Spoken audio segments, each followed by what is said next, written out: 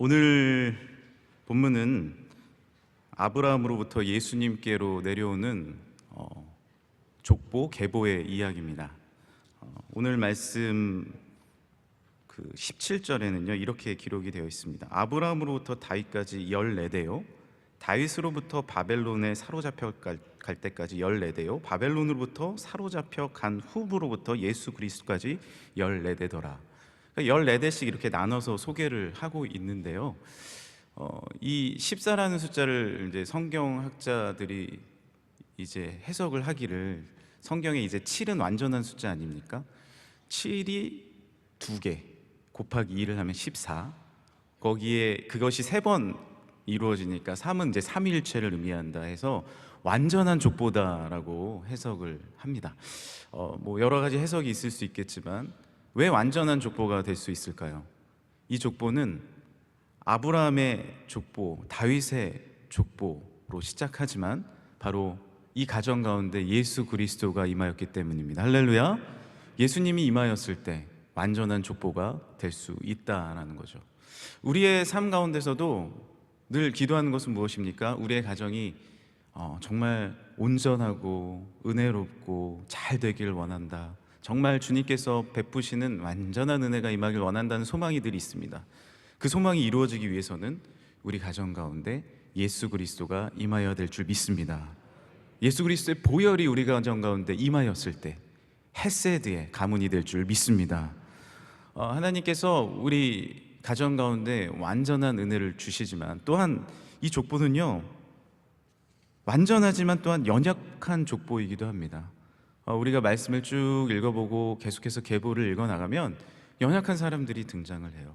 넘어진 사람도 있고요, 부족한 사람도 있고요. 그렇지만 하나님을 의지해서 다시 일어난 사람들의 이름이 계속해서 나옵니다. 이방인들의 이름도 나오고요. 이 연약한 사람들의 족보인 것입니다. 하지만 우리의 연약함이 어떻게 은혜로서 채워질 수 있겠습니까? 우리의 힘과 능력이 아니라 이번 3월 집회 때 담임 목사님을 통해 주신 말씀처럼 헤세드의 사랑, 정말 출구가 없는 그 사랑, 대가가 없는 그 하나님의 사랑이 이 가문 가운데 임하였었을 때 이 연약한 족보가 주님의 이름으로 온전한 족보가 될 줄 믿습니다. 우리도 늘 주님의 사랑을 의지해야 합니다. 우리가 이 새벽에 나온 이유가 무엇입니까? 우리의 힘으로 우리의 가정과 우리의 계보를 이어나갈 수 없기 때문에 우리가 새벽에 다시 나와서 예수 그리스도를 의지하는 줄 믿습니다.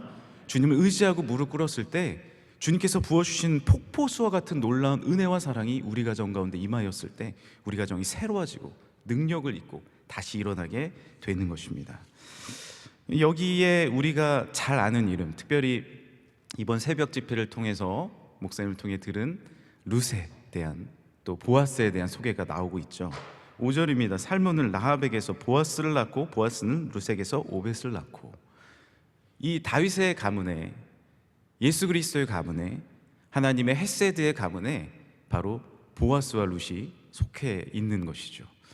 보아스의 이름의 뜻은 그 속에 강건함이 있다라는 뜻입니다. 그 속에 강건함이 있다. 좀 더 우리가 편하게 그리고 쉽게 알 수 있는 방법으로 이 이름을 해석한다면요, 속이 강한 사람이다 라는 뜻입니다. 속이 강한 사람. 그 이스라엘의 전통 유대인들은요 아이가 태어나기 전에 이름을 고민하지를 않는다고 그래요. 그 이강근 선교사님이 오셔서 한번 말씀을 주신 적이 있는데, 우리나라는 미리 이름을 짓잖아요. 그리고 이름을 질 때 심지어 결혼해서 아이도 안 가졌는데 이름부터 지어놓을 때도 있잖아요. 이름이 너무 귀하니까 부모들만 이름을 고민하는 게 아니라 할아버지, 할머니, 또 예수님 안 믿는 분들은 장명소에 가서 이름을 받아오고 이름을 되게 귀하게 여깁니다. 그래서 이름을 미리 생각해 놓고 아이가 태어나면 뭐 태명도 이미 있고요, 또 태어나면 이름도 바꾸고 그렇습니다. 근데 이스라엘 그 정통 유대인들은요 이름을 미리 지어놓지 않는다라는 거예요. 그럼 언제 듣느냐? 아이가 태어나서 그 남자아이 같은 경우에는 할례를 행할 때, 보통 이제 8일 만에 할례를 행하는데요, 율법에 따라서 그 할례를 행한 그 장면을 제가 선교사님 통해 본 적이 있는데, 아버지가 표피를 자릅니다. 아버지가 직접 그 표피를 자를 때 임하는 하나님의 이름이 있다는 거예요. 자를 때 생각나는 거. 생각나는 그 이름을 그냥 붙입니다. 지금도요. 그리고 여자아이들 같은 경우에는 태어날 때, 아마 태어날 때 뭐 탯줄을 따르거나 어머니가 그 아이를 보면서 이름을 짓습니다.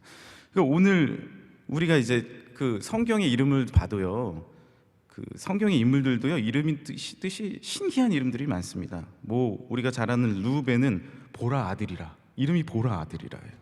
이사갈은 보상받았다, 그렇죠? 경쟁 가운데 보상받았다. 뭐 납달리는 경쟁합니다. 요셉은 수치를 제거했다. 그 이름 자체가 나에게 주시는 생각나는 하나님의 영, 성령께서 주시는 생각대로 이름을 짓는다는 겁니다. 이 보아스의 이름은 이 부모님들이 지어주셨는데 태어났을 때 어떤 마음을 주셨다는 거예요? 네 속이 강건하구나, 그런 사람이 되라 라고 했다는 거예요. 그 이름을 계속해서 들은 겁니다. 어렸을 때부터. 너는 속이 강한 사람이다, 내 속에 강건함이 있구나, 강함이 있구나. 그 이름으로 자라나서 그런지 보아스는 실제로 속사람이 강건한 사람이었습니다. 그리고 겉은 부드러운 사람이었습니다. 외유 내강이죠. 룻기 2장에 보면요, 보아스가 일꾼들을 이렇게 돌보면서요, 보아스는 유력한 사람이라고 소개되어 있지 않습니까? 유력한 사람이다, 그 시대에 큰 영향력이 있고 큰 거부였다라고 소개가 되어 있습니다. 그런데 룻기 2장에 보아스가 밭을 돌아봐요. 밭을 돌아보다가 일꾼들을 보고 이렇게 인사를 합니다. 여호와께서 너와 함께 하시길 소망한다. 그러자 일꾼들이 보아스를 보면서 당신에게도 하나님의 복이 있기를 소망합니다, 이렇게 인사를 주고받아요. 지금으로부터 수천 년 전에 정말로 종과 노예와 주인이 확실한 그때에 주인이 밭을 돌아보면서 한 명 한 명에게 그렇게 인사를 한다는 건 쉬운 일이 아닙니다. 그리고 더 놀라운 것은 무엇이냐면, 이제 돌아보다가 룻을 발견하지 않습니까? 저 사람이 누구냐라고 물어보는 거예요.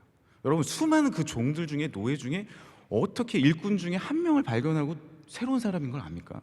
관심이 늘 있었다라는 것이죠. 연약하고 힘들고 어려운 일꾼들에게 관심이 있었다라는 것입니다.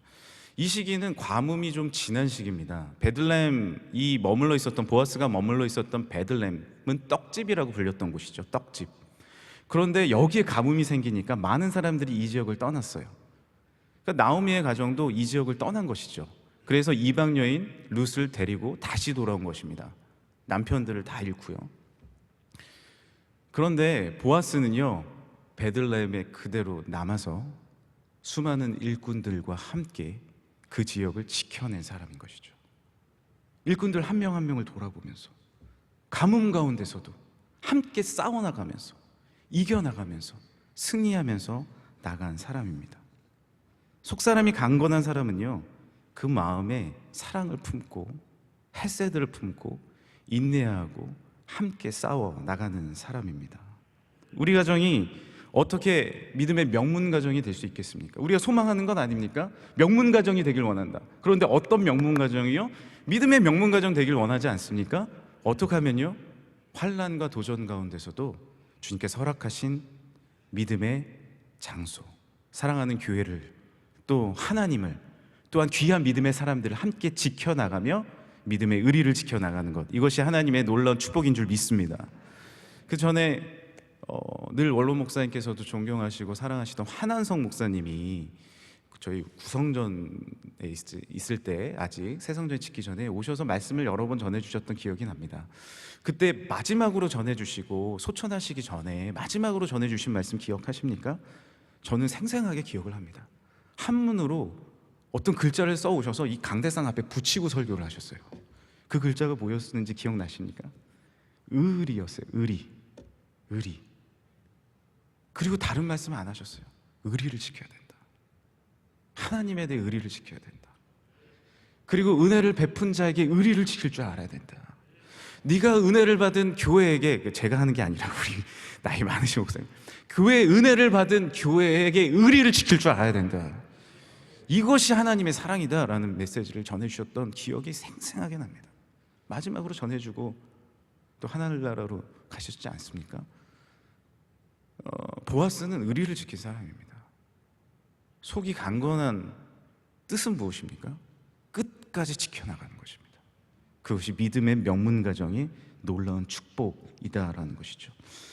제가 어렸을 때 이제 장난감이 없으니까 시골에 가면 할아버지에게 칼을 좀 만들어 달라 그랬어요. 칼 좀 만들어 주세요. 형하고 이렇게 뭐 칼싸움하고 놀게요. 그러면 나무로 이렇게 만드시는데 아무 나무로 만들지 않으시더라고요. 이렇게 나무를 이렇게 만져보고 그래요. 그래서 어떤 나무로 만드세요? 그러니까 단단한 나무를 찾으신다는 거예요. 단단한 나무. 그냥 물렁물렁한 나무로 하면 손주들이 이렇게 장난치다 그냥 부러지니까 다치니까 단단한 나무를 찾으시더라고요. 여러분, 단단한 나무는 어떤 나무입니까? 풍랑을 맞고요, 비바람을 맞아도 이겨내는 나무가 단단한 나무가 됩니다. 그냥 나무에서 쉽게 자라는 나무는요, 그 산에서 쉽게 자라는 나무는 단단해지지 않습니다. 풍랑을 맞고요, 오히려 바위 틈에서 자라나고요, 절벽에서 자라는 나무, 부러지지 않는 단단한 나무가 됩니다. 우리가 환란이 오고 도전이 온다고 쉽게 무너지고 부서지는 것, 그것은 단단한 나무가 될 수 없는 것입니다. 우리 가정 가운데 때로는 풍랑이 올 수 있습니다. 오늘 이 성경의 인물들 얼마나 많은 풍랑을 받았습니까? 그러나 이 헷세드의 사랑으로 풍파를 이겨내는 것입니다. 할렐루야. 아브라함은, 여기 등장하는 우리 계보에 등장하는 아브라함은 조카에게 좋은 땅을 내주고 인내하고 자식도 하나님께 바치기까지, 그렇지만 하나님께 다시 허락해 주시고 사랑과 의리를 지키기 위해 소돔과 고모라까지 한숨에 달려간 의리의 사람이었습니다. 요셉은 어떠합니까? 세상의 사랑을 거부하고 하나님의 사랑으로 인내하고 자기를 배반한 형제들을 끝까지 사랑으로 품은 사랑의 사람입니다. 신약의 요셉은 어떠합니까? 약혼자가 이유를 모를 때 자녀를 잉태했지만 사랑과 믿음으로 지켜나갔을 때 예수 그리스도를 보호하는 아버지로 성장한 사람입니다. 오늘 보아스도 속사람이 강건한 사람입니다. 인내의 사람입니다. 대가 없이, 아무 대가 없이 누추하고 부족한 룻을 위해 비읍 물을 자가 되었습니다. 기억을 물을 자가 된 것이 이방 여인이에요. 그 당시에 뭐 씻었겠습니까? 지저분했었을 거예요. 아무도 보지 않는 누추한 여인이었습니다. 그러나 그녀의 기업 물을 자가 되는 것입니다. 이런 헤세드의 사랑을 가질 수 있었던 또 다른 배경이 오늘 본문을 통해 나오는데요, 어떻게 보아스는 이런 속사람이 강한 사랑으로 룻을 거두고 기업까지 물을 수 있었을까? 이 보아스의 계보를 보면 알 수가 있습니다. 보아스의 어머니가 오늘 1장 5절에 누구라고 소개합니까? 제가 한 번 더 읽겠습니다. 살몬은 라합에게서 보아스를 낳고. 라합은 누굽니까? 라합은요, 그 여호수아가 정탐꾼 2명을 가나안 땅에 보내지 않습니까? 거기에 가다가 숨습니다. 그 숨은 집이 라합의 집이었어요. 근데 라합은 알아본 거예요. 여호와 하나님께서 이 가나안 땅을 정복하실 거라는 걸 믿음의 눈으로 본 겁니다. 이방 여인이었지만 게다가 기생이었어요. 알아본 겁니다. 그리고 이렇게 말해요. 나와 우리 집안은 좀 살려주세요. 그래서 그 정탐꾼이 돌아가고 여호수아와 이스라엘 백성들이 가나안 땅을 정복했을 때 라합의 가정은 살려둡니다. 다 멸망시키지만 라합의 가정은 살려둬요. 이방 여인이었어요. 이 이방 여인, 아무도 돌아보지 않은, 나만 좀 살려주세요라고 비천하게 소망한 이 이방 여인을 품어준 사람이 누굽니까? 바로 살몬이라는 사람입니다. 이 사람이 바로 보아스의 아버지입니다. 그러니까 뭐예요? 보아스의 어머니는요, 이방 여인이었어요. 물론 이 집안이 유력하게 성장했지만 보아스는 어렸을 때부터 무슨 소리를 들었겠습니까? 넌 이방인의 아들이야. 너는 기생의 자식이야. 자신이 아픔을 갖고 있었던 사람이었다는 것이죠, 보아스. 그런데 이 보아스가 룻을 봤을 때 어떤 마음이 들었겠어요? 어머니의 그 아픔이 생각나고, 내가 이겨낸 그 아픔과 어려움이 생각나고, 그 마음속에 슬픔과 아픔이 있었지만 하나님의 사랑으로 거듭나고 새 힘과 능력을 얻은 사람인 줄 믿습니다. 우리의 가정 가운데서도 분명한 아픔이 있습니다. 슬픔이 있습니다. 눈물이 있습니다. 우리는 다 죄인입니다. 죽을 수밖에 없는 죄인입니다. 그러나 이번 주 저녁에 원로 목사님께서 주신 말씀처럼 주의 보혈이 우리 가운데 임하였을 때, 할렐루야, 그 보혈이 우리를 새롭게 하고 우리 가문을 일으키고 우리를 다시 한번 소생케 하여서 그 보혈의 사랑과 능력으로 이제 다른 사람을 섬길 수 있게 되는 것입니다. 이제 우리의 아픔이 또 다른 사명이 될 수 있다는 것입니다. 나에게 지금 아픔이 주어졌지만 내가 그 아픔을 예수 그리스도의 보혈로서 다시 한번 새롭게 일어났을 때 그 아픔과 슬픔은 거기에 머물러 있는 것이 아니라 놀라운 사명의 건물과 놀라운 사명의 나무가 되어서 많은 식물들과 많은 사람들을 거둘 수 있는 큰 축복이 되는 줄 믿습니다. 우리 교회가 1980년에 개척을 하고 이렇게 성장한 뒤에 아픔과 슬픔을 다 겪은 뒤에 수많은 교회와 수많은 선교지와 수많은 사람들을 보호하고 도울 수 있는 은혜를 주시지 않았겠습니까? 그것은 정말 우리 아픔에 머물러 있었던 것이 아니라, 또 목사님께서 그 아픔에 머물러 있었던 것이 아니라 놀라운 예수 그리스도의 피, 예수 그리스도의 보혈, 헤세드의 사랑으로 일어나셨을 때, 우리 교회가 일어났을 때 하나님께서 놀라운 사명의 축복과 은혜를 우리에게 부어주신 줄 믿습니다. 그것이 바로 보아스에게 주신, 그 가정에게 주신 하나님의 축복이었다라는 것이죠. 나도 아픔을 가진 자였지만 이제는 내가 아픔을 딛고 믿음으로 나아가기를 원한다. 사도 바울은 안디옥과 이고니온 사람들에게 돌을 맞았어요. 그래서 피 흘려서 죽은 줄 알고 사람들이 내다 버리지 않았습니까? 그런데 거기서 벌떡 다시 일어납니다. 그리고 정돈을 하고요, 며칠 뒤에 어디로 가는지 아십니까? 안디옥과 이고니온으로 다시 돌아갑니다. 왜 그럴까요? 어떻게 자기에게 돌을 친, 그것도 며칠 전에 돌을 친 사람들에게 다시 돌아갈 수 있습니까? 왜요? 사도 바울이 돌을 들어서 스데반을 쳤던 사람이기 때문에 그렇습니다. 우리 가정이 지금 너무 연약하다고요? 너무 부족하다고요? 돌을 듣고 있다고요?